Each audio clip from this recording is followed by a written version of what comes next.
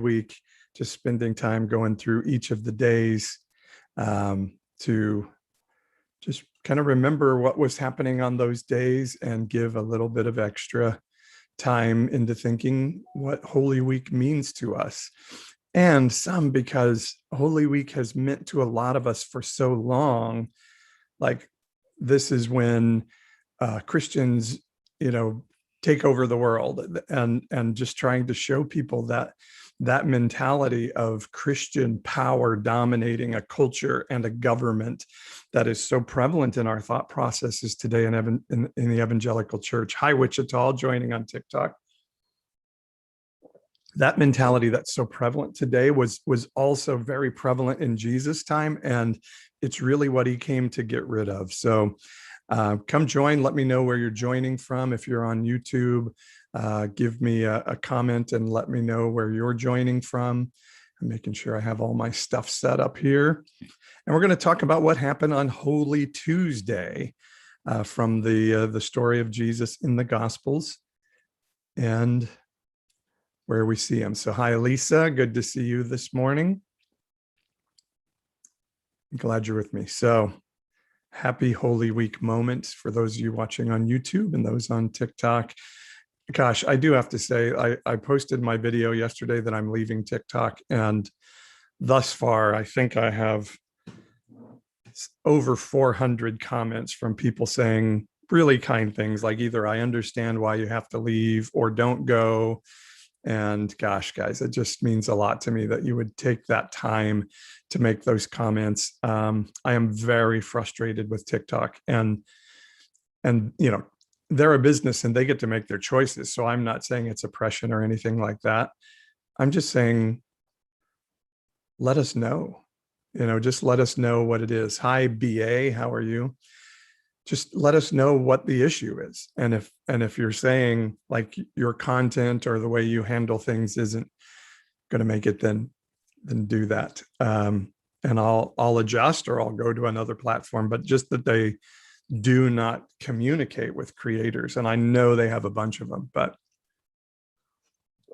anyway, that's not the point. I don't mean to go off on that. I've just been so amazed and humbled and overjoyed by you guys pouring out the love. So thank you for doing that. So welcome everyone. Mayor. Oh, I like that. Hi, Rachel, who's joining. So happy Easter week. How you doing, Rachel? Good to see you. Frodo says, I don't understand the problem.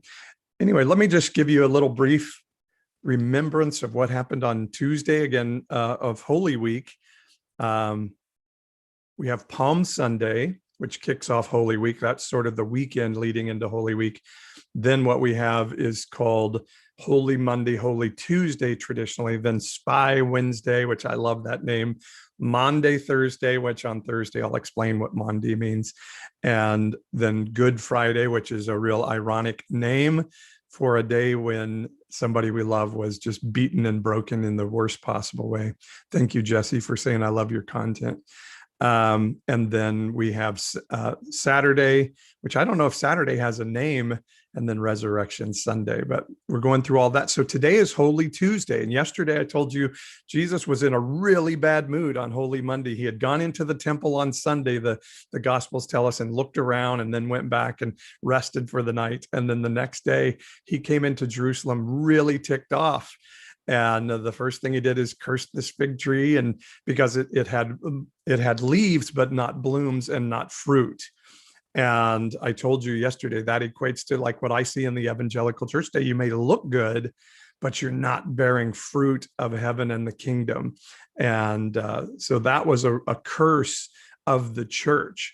And I think Jesus would do the same today. He would be turning over tables in our churches and cursing our fig trees, because we are just like the church of the first century, not doing our job as representatives of God. And God gets really upset when we use his name to bring curses on people rather than bring freedom and connection to heaven. We should start a name for Saturday. Silent Saturday. Wait, oh, that's a good one, Fox Man.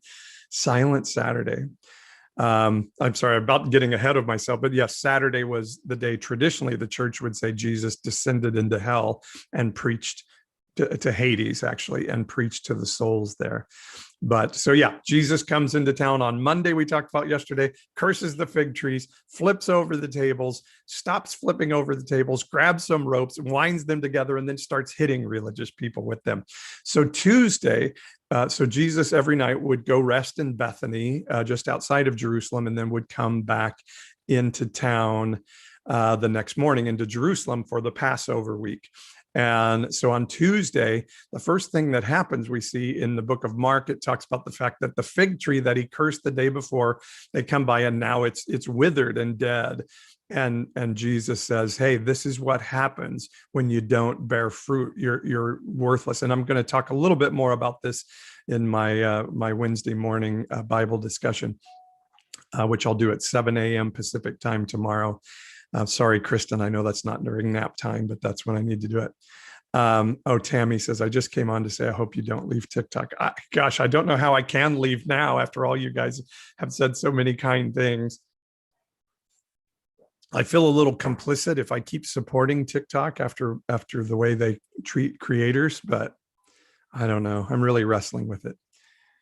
So Jesus comes into Jerusalem. They see that the fig tree is withered, and he says, yes, when the status quo is more focused on maintaining the status quo than using the blessings of heaven to help bring justice to the poor and the foreigner and the marginalized, to bring welfare to a community, that's when God says enough. I told the story yesterday when my brothers and I would be messing with each other. My dad would say, you guys better stop it, or you guys better calm down, or, some subtle warning. And then, we would like ignore that. And then the next thing we know, he would have stood up from his chair and all of a sudden we hear him say, enough. And when our dad said enough, we knew like the time for subtle hints was over. And now his vengeance was going to be wrought upon us. And I feel like in this season, again, just like in Jesus' time, Jesus was there to say, hey, God is standing up from his throne and he's saying enough. And I'm using God in the patriarchal view of the New Testament, but which I hope is okay. If you see God differently, I'm fine with that. But I think God in this season is saying to the evangelical church, and maybe all the Christian church in the West, but certainly to the American evangelical church, which I feel I have some insight into, he's standing up from his throne and God is saying, enough, I'm done with this. And so that was what the symbolism of the fig tree was. And so then Jesus goes into the temple again. He goes into the temple courts every day, which was traditional. And for a Jewish rabbi, that would have been typical. And this is where his authority is questioned by the Pharisees. They're always trying to trap him.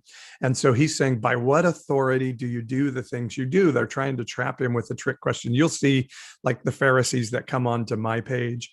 Did I say Pharisees? The Christians, the evangelicals that come onto my page. I did that on purpose because they are Pharisees. They don't realize they're Pharisees, but the Pharisees that Jesus put down in the Bible, they didn't realize that they were not in alignment with God either. So good people they are Pharisees. Pharisees are people who believe my actions manipulate. If I'm doing good actions, it doesn't matter what my heart condition is. As long as I'm doing the behavioral actions, I can be in good grace with God and I can condemn others. And that's what Jesus was constantly saying. No, I don't care how good your actions are.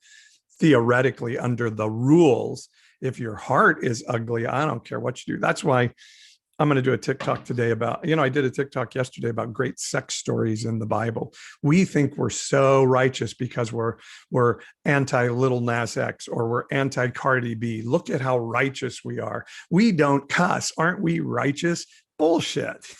Come on. Your heart is dark. And so I did, so I'm doing this thing, great sex stories from the Bible that shows the Bible isn't puritanical and prudish. Tamar is one of the heroes of the Bible because she dressed up as a prostitute and had sex with her father-in-law and got knocked up by him. Come on. The Bible is not prudish and puritanical. Why are we?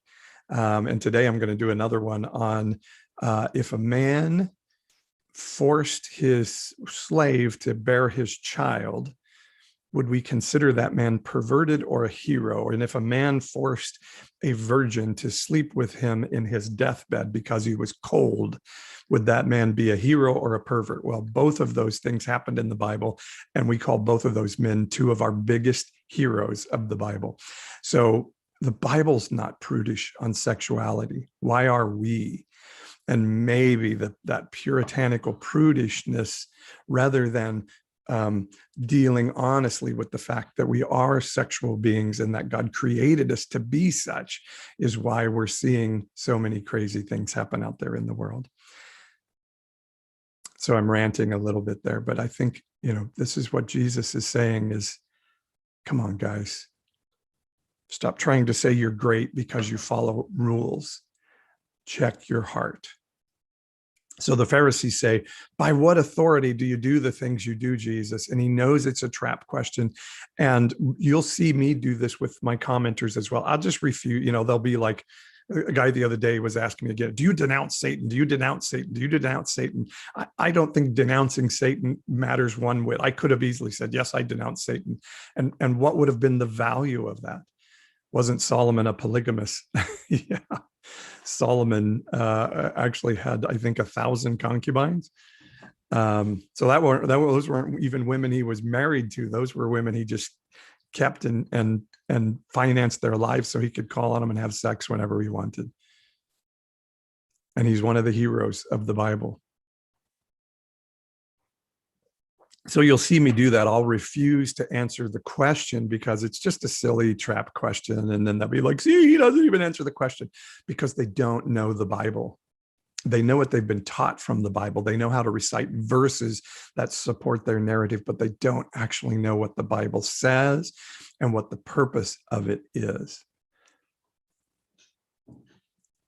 And so they were challenging Jesus. And so Jesus had a brilliant moment there, like, what authority do you do these things? And he says, by what authority do you think John the Baptist did his stuff? And they started thinking about it, and they're like, oh, if we say John did the stuff that he did from heaven, then the people are going to be upset because we rejected John. If we say John did the things he did of his own or from hell, then people are really going to be pissed at us, and we're going to have a difficult time. And so Jesus put them, and so they said, we're not going to answer. And then Jesus said, well, good, then I'm not answering your question either. And so you'll see it often when I'm dealing with Pharisees on my page, and they're like, do you denounce Satan? Or, do you this, that, or I'm not going to answer that question, because they're just trying to force me to save my reputation with them to throw other people under the bus. And it's you people that I care about, not the Pharisees that come on my page. Yeah, and that's what Jesus did. And so then we get to, I will Google it, thanks. I don't know what that means. I may have missed. If you want to ask me a direct question, put it in the question box at the bottom of the screen, and I'll try to hit a few of those. I don't want to go too long today. I just want this to be an encouragement. And maybe I'll hit a couple of questions before I go. So Jesus refused to answer their question, and they were afraid to answer his. So that was the end of it. So the other thing that happened on Tuesday was the Olivet Discourse. I love how we put names on everything. The Olivet Discourse, Matthew 24, maybe parts of Matthew 23 and 25 as well. But the Olivet Discourse of Matthew 24, we call that because it was a discussion that Jesus had with his disciples on the Mount of Olives. I'm going to go deeper into this tomorrow morning at 7 a.m. Pacific if you want to join me on YouTube or TikTok. But it's a chapter that many use as, oh, this is coming. God's going to destroy the world and do many horrible things. And I just want to say this to you today. If you read Matthew 24 in the Olivet Discourse, I don't believe it's talking about the rapture. I don't believe there's going to be a rapture. I don't think it's something that the Bible is almost completely silent on. It's a theology that was created at the end of the 20th century, of the 19th century, carried into the 20th century. It wasn't a theology in the church for a long, long time. Hi, Vermont. So It's not talking about the rapture. And I believe Matthew 24 is talking about the destruction of the temple and thus the destruction of this aberrant religious system. And that's not the Jewish religion I'm talking about. I'm talking about the Jewish sect that had grown up in the first century that Jesus came to say, no, that's an oppressive, ugly religion, and it's got to go. And he says, you see this temple as a symbol, that temple's going to be destroyed. And he says, this generation will not pass away before these things happen. And he was right, because in 70 AD, Jerusalem was destroyed in the most horrifying way. And it was really, really ugly. So I'm going to talk more about that tomorrow morning as I do a little bit deeper Bible talk. But when you read the Olivet Discourse, I'm giving you that term so you can sound really smart today and say, did you know Matthew 24 is known as the Olivet Discourse?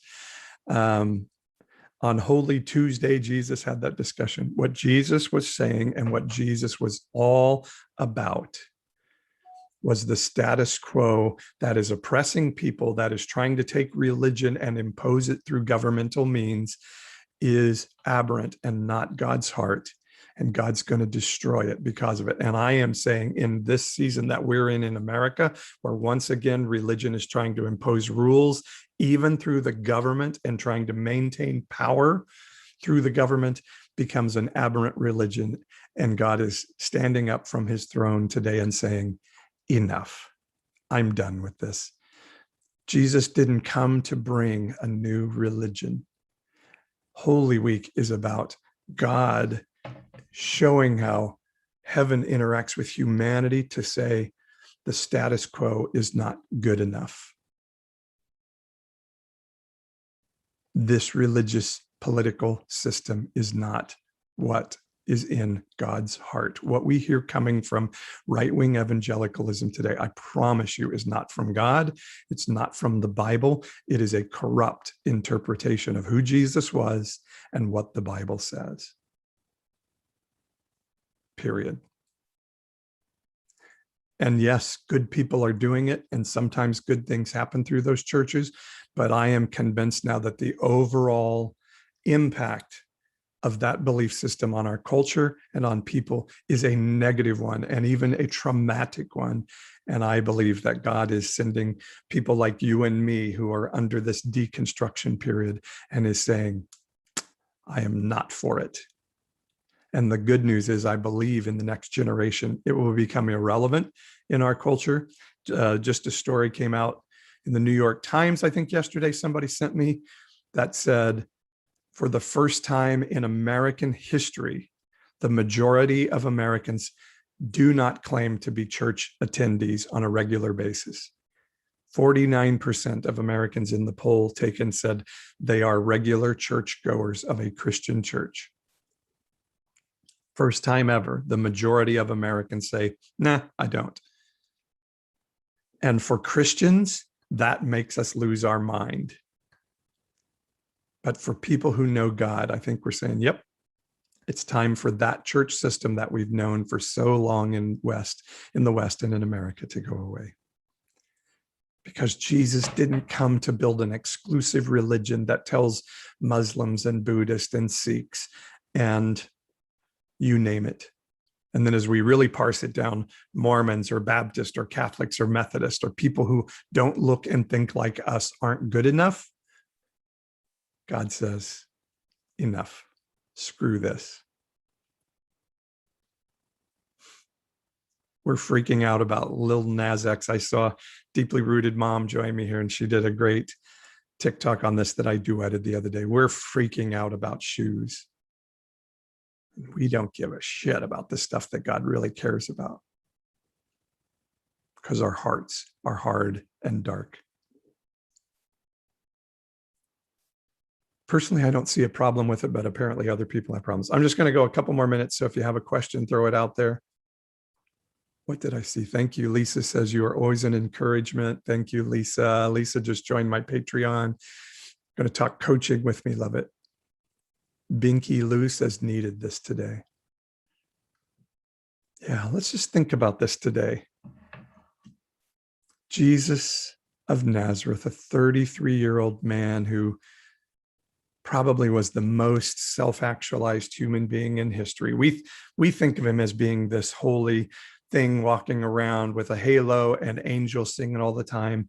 And whether you believe the theology of Jesus being God on earth or not, either way, I believe even if he was God walking on earth, which I tend to believe he was, I think he completely took his divinity off and was 100% human.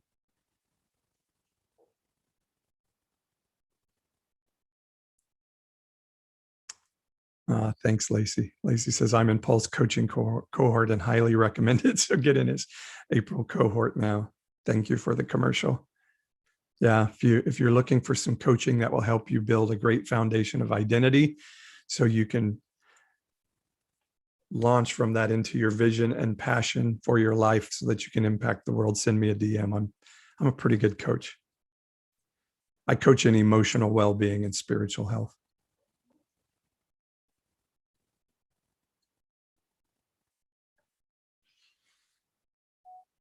So this 33-year-old guy, send me a DM and I'll show you about the coaching info. I don't have my website set up really well to be able to share how to get you there right now. And I'm really sorry about that. So just send me a DM and we'll connect. Jesus was a human being to preach to humanity. That's why the temptations. Right on, Foxman. Thank you for the gift, Jesus, at no cap.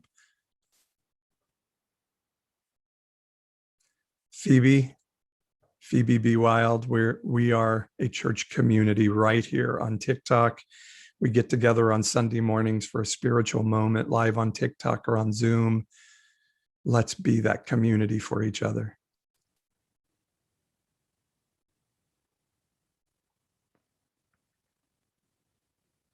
You aren't alone, says Sassy Peaky.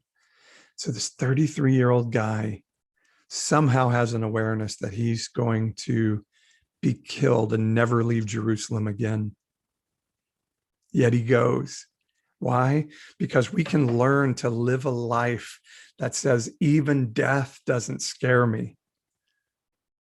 10 a.m. on Sunday, Phoebe, we get together on Zoom. If you go to my website, pastor-paul.com, the events contact page, if you want to contact me through there about coaching, you can. And it has the schedule for our Sunday morning Zoom, including Easter Sunday. I may be driving while we do it, but I'll be there Easter Sunday.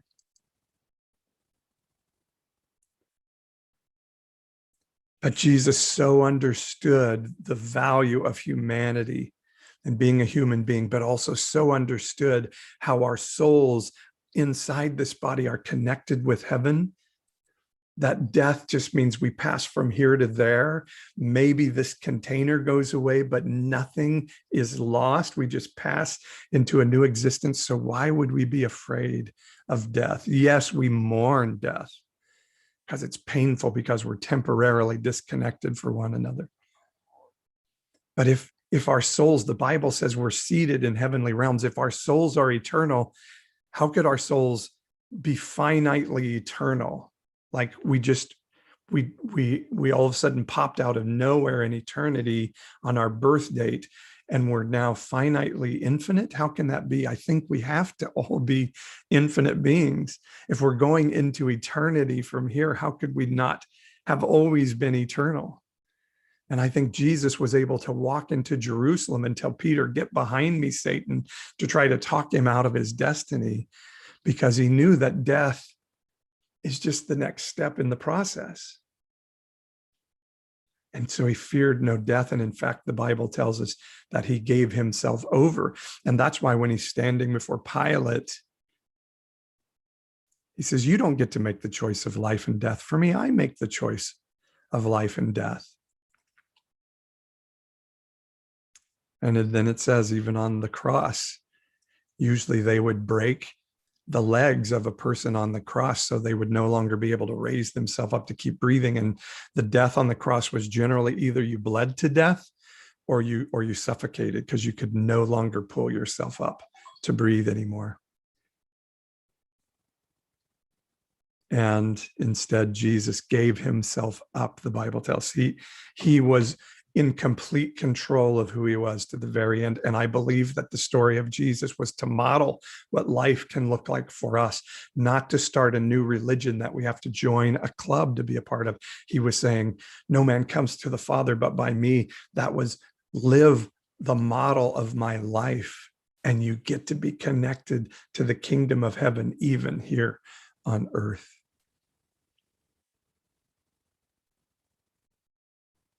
So somebody's asking the question, Jesus' divinity, Mary asked him to fix the wine situation at a feast. Why did she think he could? Well, that's a great question. For one, she would have had to have seen Jesus do miracles before, huh? And so we do see in extra biblical text that Jesus did miracles as a young person. I don't know if those stories are true or not, but she had to have some information and knowledge that he could do miracles. The question is, did Jesus do miracles because he was God walking on earth, or that when Jesus said, what I do, you can do greater things, that the supernatural is available to us if we understand who we are in connection to heaven? What do you think? If that's not true, why did Jesus say, you will do the things I do and you will do even greater things? The Bible tells us that Peter's shadow passed over people and they were healed.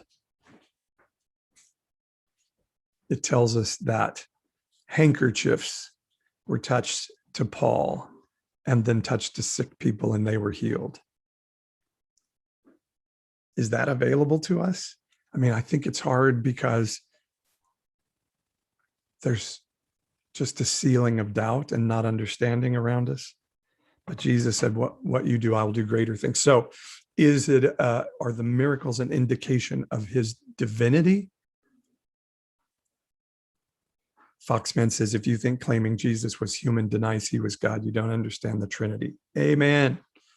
100%. The Trinity is God in three forms: God in heaven, God on earth, God in spirit. And by the way, those are multi-gendered facets of God. God is a they, not a he. God's pronouns are they, them. All right, I just freaked a whole bunch of people out. All right, guys, I got to go. I'll be back tomorrow. I'll do a little bit of in-depth on Matthew 24, the Olivet Discourse. But I just love having these moments to celebrate Holy Week together. The week when Jesus, a 33-year-old man, self-aware and understanding of his purpose and identity, said, I will walk and face the worst humanity has to give. One of my friends, Lauren, posted something this week that God didn't put his son on the cross and kill him for us. God went to the cross and was killed by us. I love that idea. God took on the worst of humanity so that we could see the empathy that God carries. Isn't that awesome? So bless you and bless your oikos, your household, for this Holy Week.